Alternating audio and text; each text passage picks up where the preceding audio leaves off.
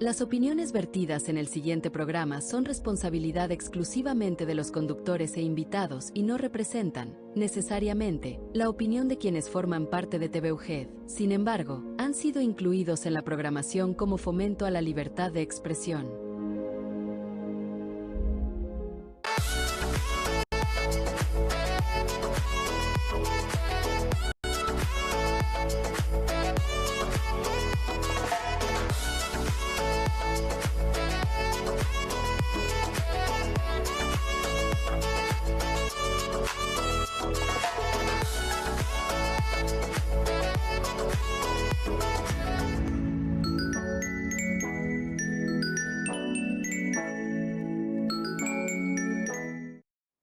Es un placer estar nuevamente aquí con todos ustedes en este su programa REDIE, Semillero de Investigación, un programa de ustedes y para ustedes.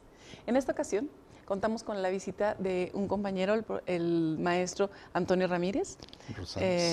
Antonio, bienvenido, es un gusto que estés aquí con nosotros. Muchas gracias. Es un placer que nos puedas acompañar, que vengas a compartirnos el trabajo que estás realizando en investigación. Gracias. Bienvenido. Gracias, muy amable. Comentar en principio que mi trayectoria en el terreno educativo data ya de 40 y tantos, 2 años, en los que pues hemos tenido diferentes responsabilidades. Recientemente acabo de concluir la responsabilidad de subdirector de educación primaria en el estado de Durango. Después de ahí me adscribieron a la zona escolar 76 del municipio de San Dimas, en la cual laboro actualmente.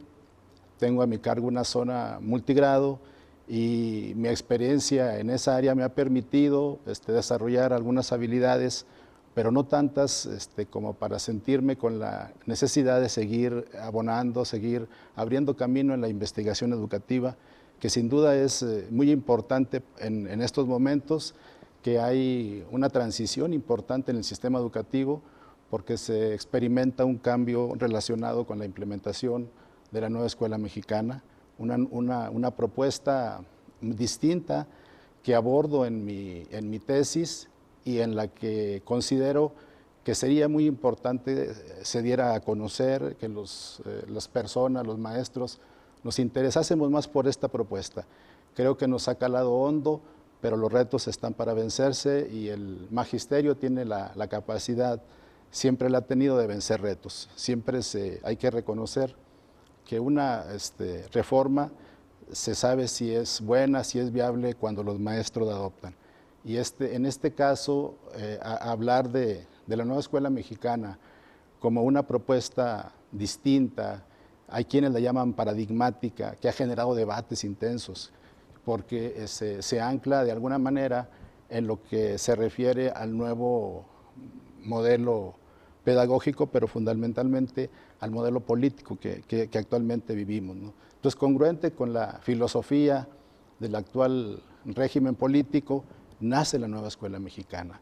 Nace como una propuesta distinta, como una propuesta paradigmática, que es importante que se aborde para entender en principio qué es un paradigma, cómo situarnos en el paradigma y a partir de ahí construir metodologías de tipo sociocrítico que nos permitan lo que busca la nueva escuela mexicana, y lo subraya constantemente, transformar la realidad. Los modelos anteriores eran modelos que se ubicaron en un modelo positivista, y se plantea como un modelo más humanista, de una epistemología del sur, que habla de una epistemología del sur definida como una metáfora del sufrimiento, es decir, una epistemología que reivindique a todas aquellas personas que por una u otra razón se van quedando fuera o se van quedando alejadas del progreso que en algún momento el paradigma positivista abordó y que de alguna manera hoy los estudiosos dicen que no es cierto. Excelente, sí, bueno, creo que como preámbulo es una excelente aportación el que contextualices cómo se desarrolla tanto tu trabajo como tu investigación. Me interesaba preguntarte en qué medio te desenvuelves. Tengo entendido que eres supervisor en escuelas primarias. Sí, así es. Cuéntanos un poco de ti, de tu trabajo, dónde te desenvuelves, cuánto tiempo tienes para que nuestro público te conozca. Sí, bueno, mi trayectoria, lo mencionaba hace un momento, data de hace 42 años, egresado de la Normal Rural de José Guadalupe Aguilera, formado en el contexto rural. He tenido una trayectoria de muchos años y rica en experiencias. Pasé por la organización sindical, obtuve ahí unas responsabilidades en la sección docente. Luego fui llamado a la Secretaría para responsabilizarme de la Subdirección de Educación Primaria. Duré ahí 5 años y ahí gestioné la pandemia, me tocó administrar la pandemia. Fue un proceso sumamente complicado. En ese momento la política educativa se fundó en una política de salud. Había que preservar y conservar la vida y fue una experiencia que me marcó. Sin embargo, ya en los últimos años, en mi responsabilidad en la Subdirección de Educación Primaria, nace la nueva escuela mexicana. Me toca verla nacer en la Ciudad de México. El doctor Gilberto Guevara Niebla hacía referencia a que México, nuestro país, es un país profundamente desigual. Si comparamos el norte con el sur, vamos a darnos cuenta que hay enormes desigualdades. Abismos. Entonces decía, necesitamos una política pública en educación que genere desigualdades, es decir, que le demos más a los que menos tienen. Entonces la nueva escuela mexicana recoge esa filosofía y es una escuela es una propuesta que se pinta con un corte de colonial. Hablaba hace rato de la epistemología del sur. Cuando se habla de la epistemología del sur como metáfora del sufrimiento, en la que es necesaria una pedagogía que reivindique, que libere a las clases marginadas, se fundamenta la nueva escuela mexicana precisamente en esa necesidad de construir una visión, una conciencia que nos permita ver a los desarraigados, a los que se han quedado fuera. Y precisamente Gilberto Guevara Niebla decía, la nueva escuela mexicana debe formar una nueva ciudadanía. Hace días leía yo un texto de Viridiana Robles, ella decía que México es el cuarto país más desigual del mundo, pero arriba de 18 millones de habitantes es el primero. Dice ella, en México es muy difícil salir de pobre, pero es casi imposible salir de rico. Lo que quiere decir que los ricos van a seguir siendo ricos y los pobres pobres. La única diferencia entre un niño que nace en un contexto desfavorecido a uno que nace en un contexto favorecido, pues es exactamente donde nació. Entonces, lo único que le podemos ofertar a las gentes que han nacido en contextos desfavorecidos, como un servidor que tuvo que egresar de una normal rural, es la educación. Entonces tiene que ser una educación, como lo reza la nueva escuela mexicana, de tipo contextual. Una educación que transforme, que le permita tomar conciencia de su realidad y que busque la modificación de la misma. En ese contexto nace la nueva escuela mexicana y cuando me toca verla nacer y luego ya me voy al contexto del medio rural, pues empiezo a trabajar con mis maestros. Tengo 18 maestros multigrado y trabajo con ellos en el sentido de darles la confianza, la seguridad de que la nueva escuela mexicana puede convivir con el quehacer docente que venían realizando. Pero era necesario desde el primer momento una conceptualización clara. ¿Qué tiene que ver con esto? Bueno, el principio filosófico de la nueva escuela mexicana del humanismo, la epistemología. ¿Qué es la epistemología del sur? ¿Cuáles son sus teóricos y qué propone? La metodología, las metodologías sociocríticas, la didáctica, el trabajo por proyectos. Entonces todo eso plantea un nuevo paradigma, una nueva forma de ver la realidad, que yo sé que ahorita está chocando con muchas propuestas distintas, o la propuesta anterior que era más que estaba más fundada en el conocimiento y en la aplicación del mismo. Por eso, de ahí nace el interés de abordar este tema en el doctorado en evaluación. Prácticamente es evaluar cómo se están desempeñando los maestros para implementar la nueva currícula en el aula. O sea, ¿qué retos se enfrentan los maestros, sobre todo multigrado? ¿Qué es un maestro multigrado? Es una modalidad de la escuela primaria en la que un docente atiende de 2 o más grados. ¿Por qué? Por el número de matrícula, pero esos niños necesitan ser atendidos, necesitan ser acercados al conocimiento. ¿Cómo trabajamos con ellos? Bueno, pues hacemos a través de los consejos técnicos escolares. Ahí hemos ido bajando a la propuesta curricular y luego damos seguimiento a las acciones que de ahí emprendemos. Es un trabajo muy rico.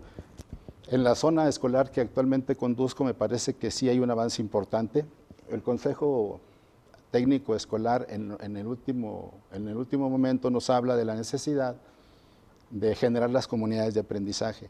Y en ese sentido creo que vamos abriendo camino, pero sobre todo sembrando la semilla de que la nueva escuela mexicana, de que el docente, de que toda esta nueva metodología nos va a permitir tener comunidades más conscientes de su realidad, que hagan uso de las metodologías y sobre todo que transformen la vida en comunidad y puedan formar una nueva ciudadanía. La nueva escuela mexicana plantea una nueva ciudadanía, se plantea como de origen democrático, no como forma de gobierno. La democracia entendida como una forma de vida, como una forma de darle a través de la escuela justicia social, reconocimiento a toda la diversidad cultural que existe en las comunidades y que se han ido quedando lejos porque por alguna razón los dejamos, porque pensamos que el conocimiento, que es importante, lo es todo. No, la convivencia, la capacidad de armonizarse y el reconocimiento al otro que se ha quedado fuera, al otro que se ha quedado lejos, entendido el otro como todos aquellos que están fuera de lo que el progreso ha llamado como fundamento de avance. Finalmente creo que es muy importante la manera en la que planteas cómo se implementa la nueva escuela mexicana, a razón de qué y en base a qué términos, ¿no? El hecho de que te haya tocado vivirlo en todos sus apartados te permite visualizar una perspectiva diferente y te permite apreciarla desde esa perspectiva, ¿no? Y darle esa posibilidad al alumno, al docente, al padre de familia, de absorber de ella y de adquirir de ella la mayor parte de los beneficios y de las bondades que traduce en su política, ¿no? Me gustaría que continuáramos desarrollando un poco más sobre tu investigación, pero ¿te parece si nos retiramos a una pausa cultural y volvemos? Claro que sí. Nos retiramos un momento a una pausa cultural y en un momento regresamos.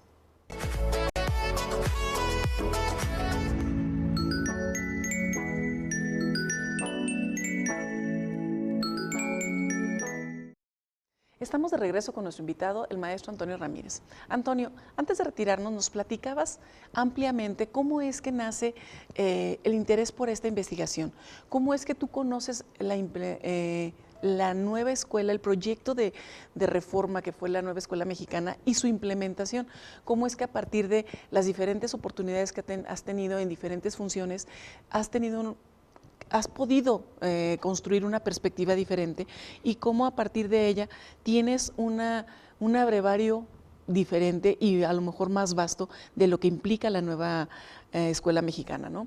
Me gustaría que platicaras a nuestro público a partir de esta necesidad de investigación de esta temática, ¿cómo es que desarrollaste tu investigación? ¿Qué corte metodológico empleaste? Sí, bueno, antes de referirme así rápidamente, el núcleo de la investigación es la transformación de la práctica docente.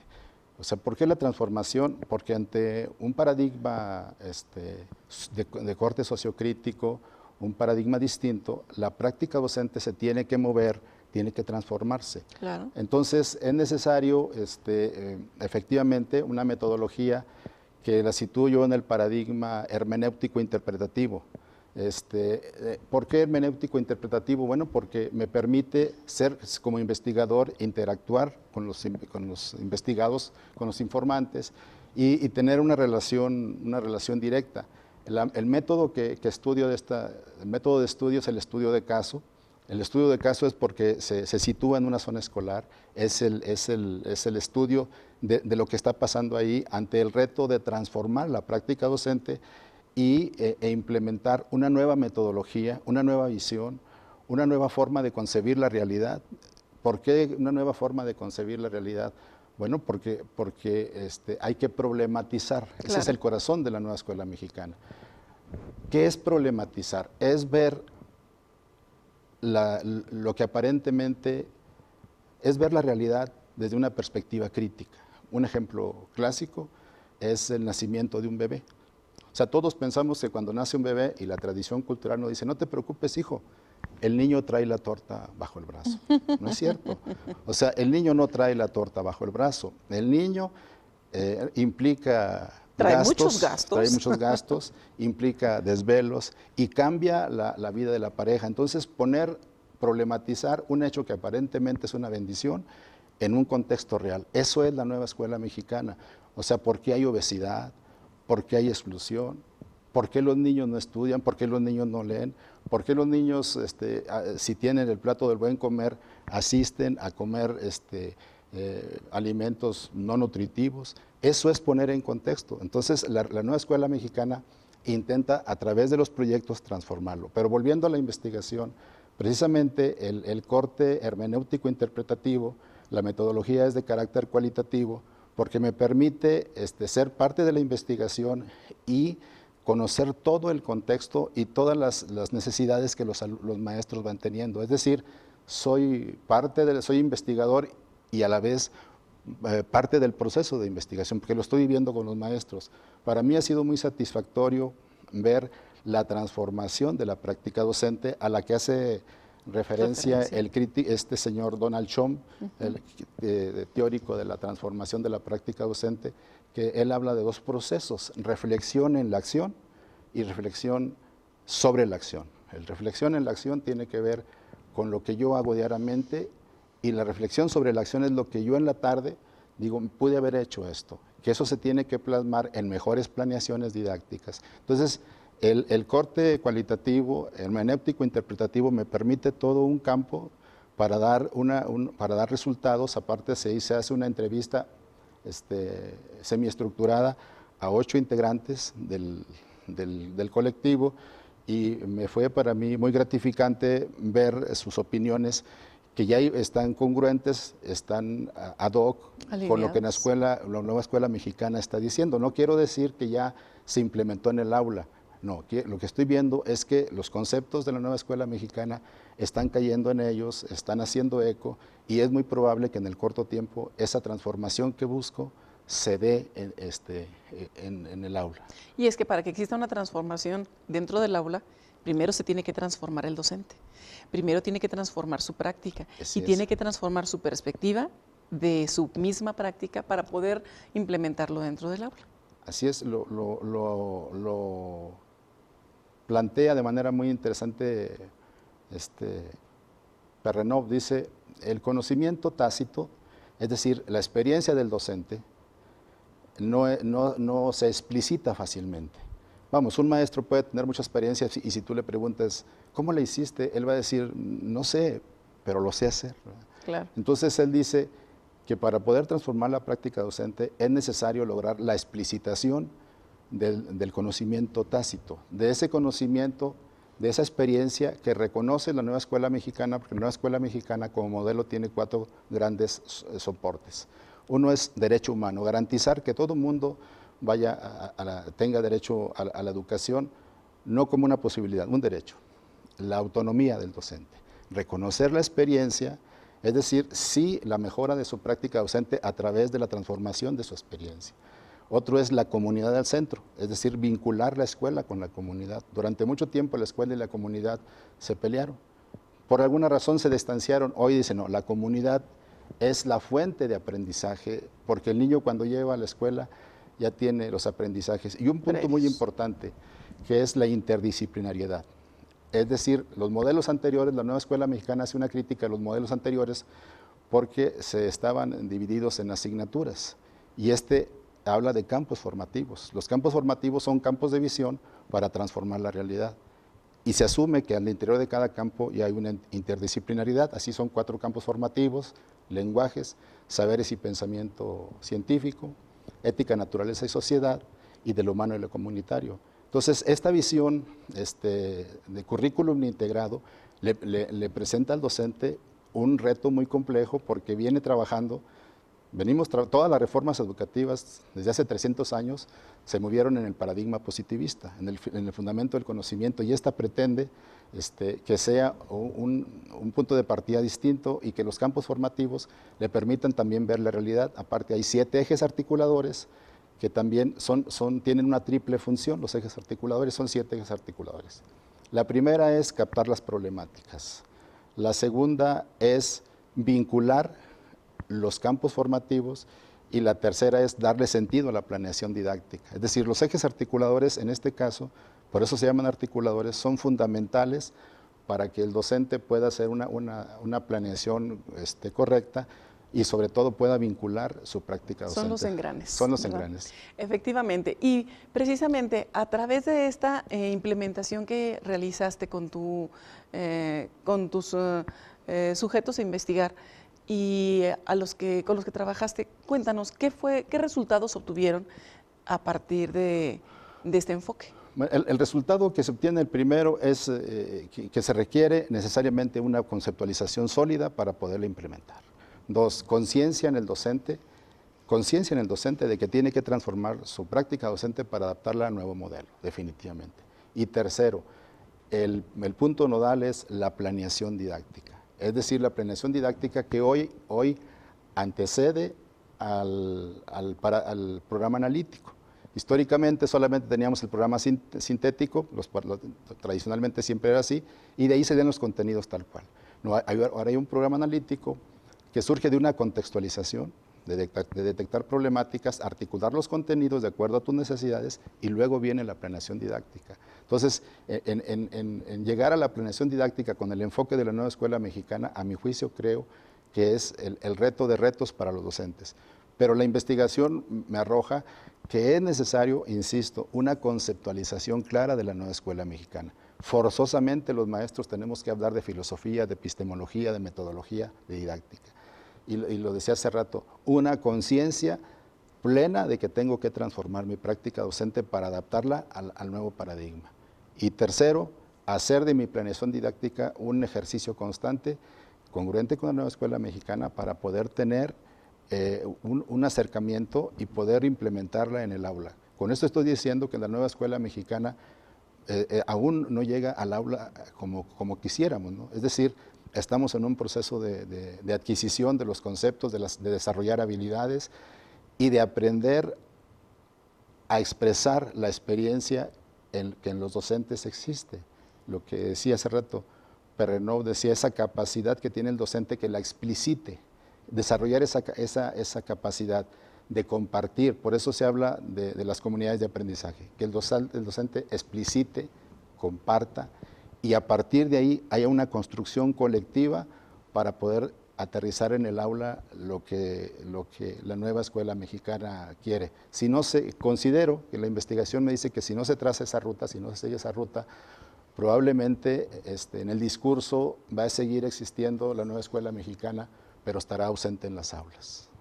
Sí, definitivamente.